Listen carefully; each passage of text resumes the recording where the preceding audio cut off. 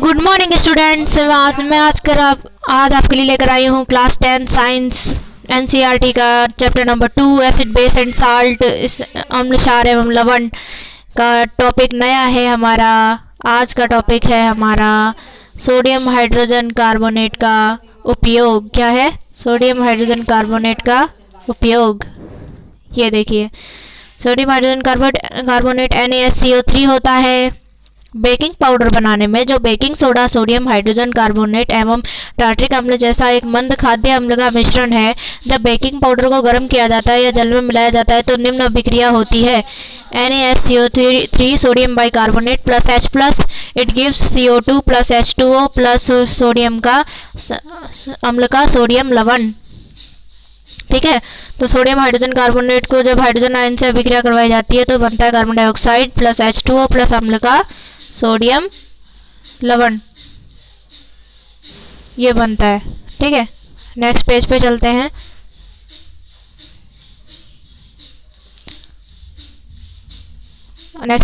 इस अभिक्रिया से उत्पन्न कार्बन डाइऑक्साइड के कारण पाव रोटी या केक में खमीर उठ जाता है तथा इससे यह मुलायम और स्पंजी हो जाता है। बेकिंग सोडा से जो भी हम चीज़ें बनाते हैं वो स्पंजी और मुलायम हो जाती हैं। सोडियम हाइड्रोजन कार्बोनेट भी एंटी एसिड का एक संगठक है।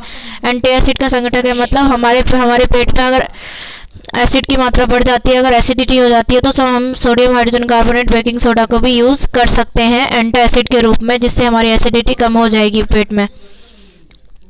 तो क्षारीय होने के कारण यह पेट में अम्ल की अधिकता को उदासीन करके राहत पहुंचाता है। उसका उपयोग सोडा अम्ल अग्निशामक में भी किया जाता है। मतलब अग्निशामक यंत्र के बारे में आप जानते होंगे, जहां आग लगने का खतरा ज़्यादा होता है वहां रेड कलर के बॉक्स, रेड कलर के सिलेंडर लगे रहते हैं, छोटे छोटे, जैसे अस्पतालों में लगे रहते हैं और स्कूल्स में भी होते हैं और कई सार्वजनिक जगह पर, मतलब पब्लिक प्लेसेस पर एक अग्निशामक यंत्र लगा रहता है। रेड कलर का सिलेंडर, छोटा सा जो अग्निशामक यंत्र होता है उसमें सोडा अम्ल भी मिला होता है, यही सोडियम बाइकार्बोनेट NaSCO3, ये उसमें मिला होता है जिससे आग बुझाई जा सकती है।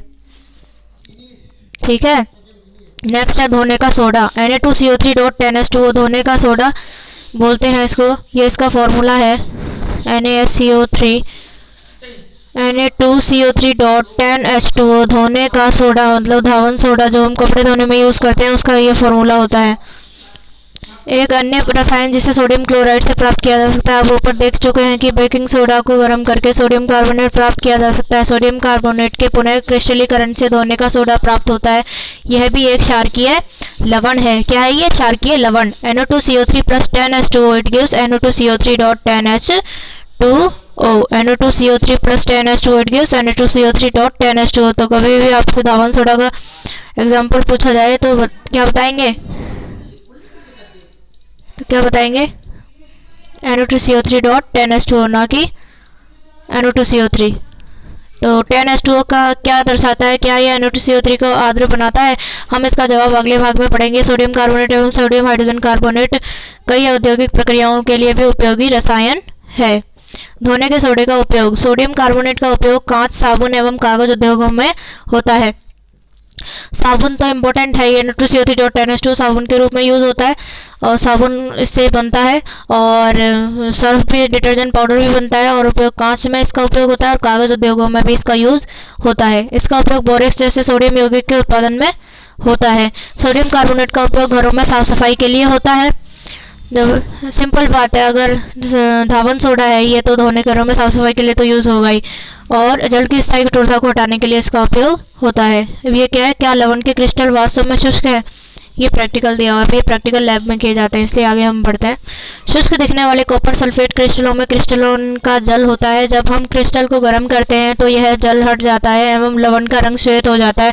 यदि आप क्रिस्टल को पुनः जल से भिगोते हैं तो क्रिस्टल का नीला रंग वापस आ जाता है। यदि क्रिस्टल को पुनः जल से भिगोते हैं तो क्रिस्टल का नीला रंग वापस आ जाता है। लवण के एक सूत्र इकाई में जल के निश्चित अणुओं की संख्या को क्रिस्टल का जल कहते हैं। क्रिस्टल का जल, ये आपके क्वेश्चन आ सकता है कि क्रिस्टल का जल किसे कहते हैं, तो क्रिस्टल का जल किसे कहते हैं? लवण के एक सूत्र इकाई में जल के निश्चित अणुओं की संख्या को क्रिस्टलन का जल कहते हैं। ठीक है, तो ये याद कर लीजिएगा। लवण के एक सूत्र इकाई में जल के निश्चित अणुओं की संख्या को, जैसे कि NO2CO3.10H2O होता है तो 10 जल के अणु हैं, ठीक है। तो लवण के एक सूत्र इकाई में जल के निश्चित अणुओं की संख्या को क्रिस्टलन का जल कहते हैं। कॉपर सल्फेट के एक सूत्र इकाई में जल के 5 अणु उपस्थित होते हैं। जलीय कॉपर सल्फेट का रासायनिक सूत्र CuSO4.5H2O है। जलीय कॉपर सल्फेट का रासायनिक सूत्र CuSO4.5H2O है। क्या आप बता सकते हैं कि NO2CO3.10H2O का अणु आर्द्र है या नहीं? जिप्सम एक अन्य लवण है। जिप्सम एक अन्य लवण है जिसमें क्रिस्टलन का जल होता है। इसमें क्रिस्टलन के जल के 2 अणु होते हैं। इसका सूत्र CaSO4.2H2O है। अब हम इस लवण के उपयोगों पर ध्यान देते हैं। प्लास्टर ऑफ पेरिस आ गया है, अब इसको पढ़ते हैं। जिप्सम को 373 केल्विन पर गर्म करने पर यह जल के अणुओं का त्याग कर कैल्शियम सल्फेट अर्ध हाइड्रेट या हेमिड हाइड्रेट CaSO4.5H2O बनाता है। जल के अणुओं का त्याग कर, ठीक है। तो जिप्सम को जब गर्म करते हैं तब ये बनता है हमारा CaSO4.5H2O। तो जिप्सम का अलग फार्मूला होगा, वो आगे दिया हुआ होगा, देखते हैं। तो अर्ध हाइड्रेट और हेमी हाइड्रेट ये हो गया CaSO4.5H2O कैल्शियम सल्फेट। इसे प्लास्टर ऑफ पेरिस कहते हैं, POP। जो हमारे मकानों में कलर करने के काम आता है वो POP। इसका फॉर्मूला ये होता है CaSO4.5H2O, ठीक है। इस पदार्थ का उपयोग डॉक्टर टूटी हुई हड्डियों को सही जगह पर स्थिर रखने के लिए करते हैं। प्लास्टर ऑफ पेरिस एक सफ़ेद चूर्ण है जो जल मिलाने पर यह पुनः जिप्सम बनाकर कठोर ठोस पदार्थ प्रदान करता है। तो इसका फॉर्मूला है CaSO4.5H2O plus 1.5 H2O it gives CaSO4.2H2O it gives gypsum. ये क्या बन गया? जिप्सम बन गया। प्लास्टर ऑफ पेरिस में 1.5 अणु हम वाटर के मिलाते हैं तो बन जाता है CaSO4.2H2O, तो जिप्सम बन जाता है, ठीक है। सिंपल है। CaSO4.5H2O plus 1.5 H2O it gives CaSO4.2H2O gypsum. ध्यान दीजिए कि जल का अणु केवल आधा अणु क्रिस्टलन के जल के रूप में जुड़ा होता है। जल का आधा अणु कैसे प्राप्त होता है? CaSO4 का 2 इकाई सूत्र जल के एक अणु के साथ साझेदारी करते हैं। प्लास्टर ऑफ पेरिस का उपयोग खिलौना बनाने, सजावट का सामान एवं सतह को चिकना बनाने के लिए किया जाता है। खिलौना बनाने, सजावट का सामान एवं सतह को चिपकाने के लिए किया जाता है। पता करें कि कैल्शियम सल्फेट अर्ध हाइड्रेट को प्लास्टर ऑफ पेरिस क्यों कहा जाता है। CaOCl2 का यौगिक का प्रचलित नाम क्या है? प्रश्न आ गए हैं अब। तो CaOCl2 का यौगिक का प्रचलित नाम है विरंजक चूर्ण होता है, कैल्शियम क्लोराइड होता है, ये कैल्शियम ऑक्सीक्लोराइड, और इसका नाम विरंजक चूर्ण होता है। विरंजक चूर्ण के उपयोग मैंने आपको बताया था क्या क्या होता है। CaOCl2 यौगिक का प्रचलित नाम विरंजक चूर्ण है, ठीक है। इसका आंसर उस पदार्थ का नाम बताइए जो क्लोरीन से क्रिया करके विरंजक चूर्ण बनाता है। तो कौन सा पदार्थ होता है वो? बुझा हुआ चूना, जो क्लोरीन के साथ क्रिया करके विरंजक चूर्ण बनाता है। कठोर जल को मृदु करने के लिए किस सोडियम यौगिक का उपयोग किया जाता है? तो कठोर जल को मृदु करने के लिए हमें सोडियम बाइकार्बोनेट का उपयोग किया जाता है। सोडियम हाइड्रोजन कार्बोनेट के विलयन को गर्म करने पर क्या होगा? इस अभिक्रिया के लिए समीकरण लिखिए। सोडियम हाइड्रोजन कार्बोनेट को जब गर्म करते हैं तो क्या बनता है? ये देखिए इधर, ये आया था इधर। सोडियम हाइड्रोजन कार्बोनेट को गर्म करने पर क्या बनता है? वही धावन सोडा बन जाता है। ये रहा सोडियम हाइड्रोजन कार्बोनेट। इसको H+ की प्रेजेंस में CO2 + H2 अम्ल का सोडियम लवण बन जाता है। ये आएगा सोडियम हाइड्रोजन कार्बोनेट 2NaSCO3 ऊष्मा दी तो NO2CO3 बन गया प्लस H2O प्लस CO2, ये बनेगा, ठीक है। सोडियम हाइड्रोजन कार्बोनेट को गर्म करने पर ये बनेगा 2NaSCO3, इसको ऊष्मा दी तो ये बनेगा NO2CO3 plus H2O plus CO2। ये रिएक्शन इसमें आएगी। ओके डन, याद रहेगा। Good luck for exam. आगे बढ़ते हैं। आगे क्वेश्चन कौन सा है? आगे क्वेश्चन की तरफ बढ़ रहे हैं हम। हमारे प्रश्न आ गए थे, ये रहा प्लास्टर ऑफ पेरिस। ये तो हो गया। प्लास्टर ऑफ पेरिस के जल के साथ अभिक्रिया के लिए समीकरण लिखिए। तो प्लास्टर ऑफ पेरिस मैंने आपको बताया था क्या होता है।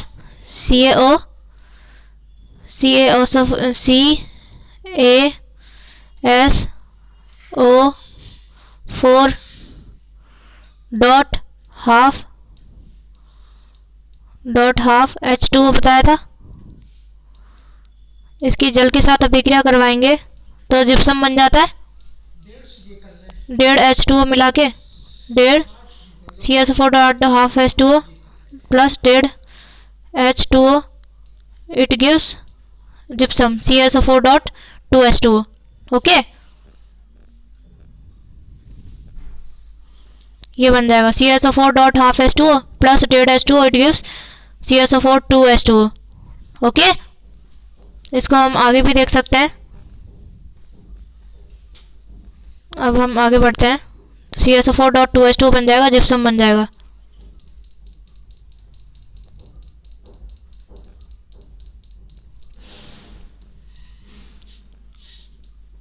देखिए ये आया था, ये रहा CSO4 dot half H2O plus 1.5 H2O it gives CSO4 dot 2 H2O, gypsum बन गया। ये रिएक्शन आएगी इसमें, सिंपल सी है। आपने क्या सीखा? अम्ल क्षारक सूचक रंजक या रंजकों के मिश्रण होते हैं जिनका उपयोग अम्ल एवं क्षारक की उपस्थिति को सूचित करने के लिए किया जाता है। ठीक है, अम्ल क्षारक सूचक रंजक। तो विलयन में H प्लस आयन के निर्माण के कारण ही पदार्थ की प्रकृति अम्लीय होती है। विलयन में OH माइनस आयन के निर्माण से पदार्थ की प्रकृति क्षारकीय होती है। जब कोई अम्ल किसी धातु के साथ अभिक्रिया करता है तो हाइड्रोजन गैस का उत्सर्जन होता है, साथ ही संगत लवण का निर्माण भी होता है। जब क्षारक किसी धातु से अभिक्रिया करता है तो हाइड्रोजन गैस के उत्सर्जन के साथ एक लवण का निर्माण होता है जिसका ऋण आयन एक धातु एवं ऑक्सीजन के परमाणु से संयुक्त रूप से निर्मित होता है। जब अम्ल किसी धातु कार्बोनेट या धातु हाइड्रोजन कार्बोनेट से अभिक्रिया करता है तो यह संगत लवण कार्बन डाइऑक्साइड गैस एवं जल उत्पन्न करता है।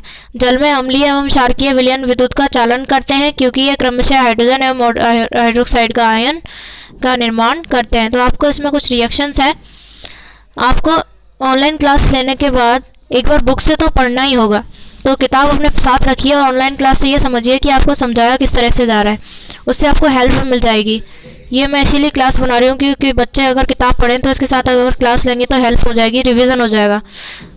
और एग्ज़ाम तो आपके मई में होना ही है, मई या अप्रैल। अम्लीय क्षारक की प्रबलता की जांच pH 0.140 से 14 स्केल के उपयोग से की जा सकती है जो विलयन में हाइड्रोजन आयन की सांद्रता की माप होती है। एक उदासीन विलयन के pH का मान 7 होता है जबकि अम्लीय विलयन के pH का मान 7 से कम एवं क्षारकीय विलयन के pH का मान 7 से अधिक होता है। सभी जीवों में उपापचय की क्रिया pH की एक उच्चतम सीमा में होती है। सांद्र अम्ल या क्षारक को जल के साथ मिश्रित करना एक अत्यंत ऊष्माक्षेपी अभिक्रिया है। अम्ल एवं क्षारक एक दूसरे को उदासीन करके लवण एवं जल का निर्माण करते हैं। लवण के एक सूत्र इकाई में जल के निश्चित अणुओं की संख्या को क्रिस्टलन का जल कहते हैं। लवणों के एक सूत्र इकाई में जल के निश्चित अणुओं की संख्या को क्रिस्टलन का जल कहते हैं। हमारे दैनिक जीवन उद्योगों में लवण के कई उपयोग हैं। अब अभ्यास आ गया। कोई विलयन लाल लिटमस को नीला कर देता है तो इसका pH संभवतः क्या होगा? देखिए, जो लाल को नीला करते हैं वो क्षार होते हैं, बेस होते हैं, बेस। तो इसका pH का मान अवश्य 7 से ऊपर होगा, तो उसका होगा 10। तो इसका आंसर क्या होगा? D। इसका आंसर हो जाएगा आपका D 10। ठीक है, नेक्स्ट क्वेश्चन। कोई विलयन अंडे के पिसे हुए कवच से अभिक्रिया कर एक गैस उत्पन्न करता है जो चूने के पानी को दूधिया कर देता है। इस विलयन में क्या होगा? कोई विलयन अंडे के पिसे हुए कवच से अभिक्रिया कर एक गैस उत्पन्न करता है, ठीक है, जो चूने के पानी को दूधिया कर देता है। तो इस विलयन में क्या होगा? NaCl, HCl, LiCl या KCl? तो LiCl और KCl तो हो नहीं सकता, HCl और NaCl में से एक होगा। तो इसमें होगा आपका NaCl। क्या होगा? क्या होगा इसका आंसर? NaCl। ये गैस को उत्पन्न करता है जो चूने के पानी को दूधिया कर देता है इस विलयन में।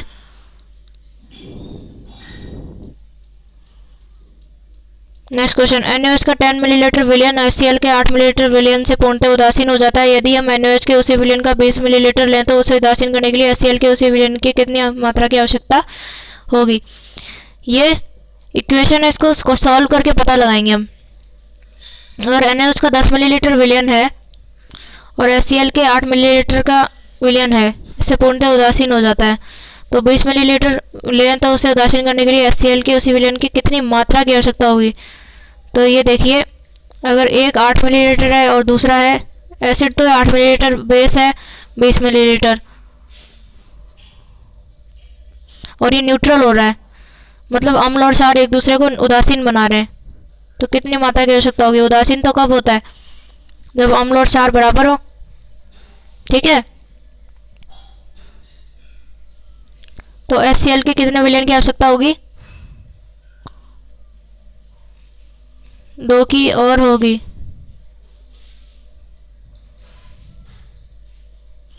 तो इसका आंसर आ जाएगा आपका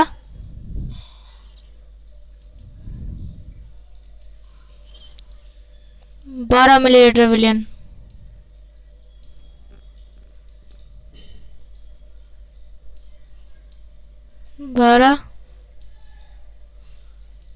टेक्निकल प्रॉब्लम हो रही है कुछ।